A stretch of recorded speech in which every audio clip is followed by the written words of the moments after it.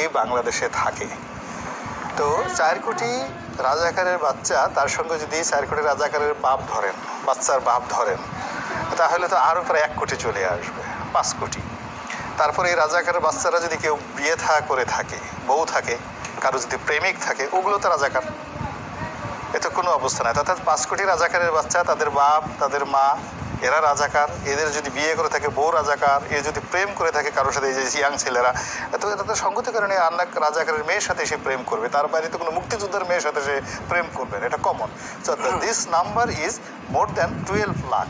ওনার হিসাব অনুযায়ী নাম্বার হয়ে যায় 12 কোটি।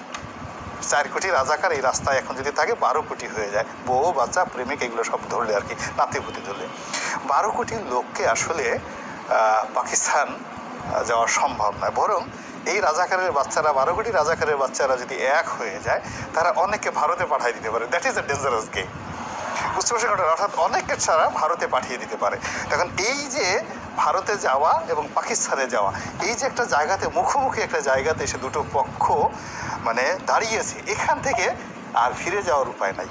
এখন আপনি সীমান্ত পাড়িতে ভারতে যাবেন, নাকি এখানে প্লেনে করে আসি 12 কোটি মানে রাজাকারের বাচ্চা, বহু বাচ্চার নাতিপুতিকে প্লেনে করে আমরা এখানে 20 লাখ না কয় লাখ না 10 লাখের মতো ওই বিহারি আছে, এদেরকে সেই স্বাধীনতার পর থেকে এখন পর্যন্ত পাকিস্তানে পাঠাতে পারছি না।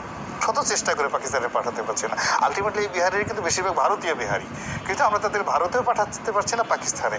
আপনি 12 কোটি রাজাকারের বাচ্চা, নাতি পুতি থেকে শুরু করে বউ বাচ্চা, প্রেমিক প্রেমিকা, এদেরকে কী করে পাঠাবেন?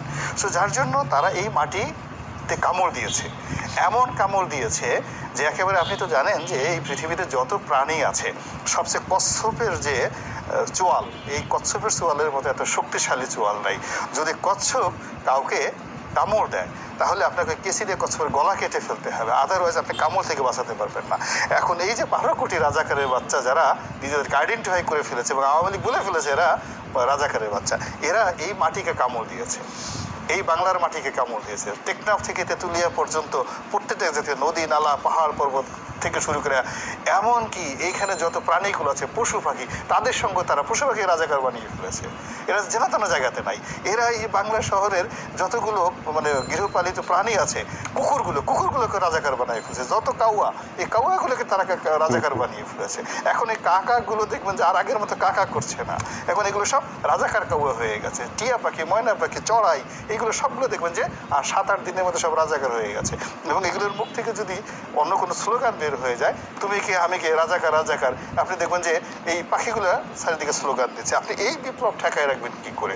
তো কাজেই এটা হঠাৎ করে একজন আইনমন্ত্রী কি বললেন, তারপর শেষে তিনি একটা প্রস্তাব দিলেন, বা আমাদের মহামান্য হাইকোর্ট থেকে একটা জুরিডিকশন আসলো, বা আমাদের তরুণ সম্প্রদায়ের কিছু লোক আছেন তারা এখানে গেলেন। আমার কাছে মনে হচ্ছে যে এটা এত সহজ সমীকরণে নেই। আপনাকে একটা ছোট্ট উদাহরণ দিই, আগুন কিভাবে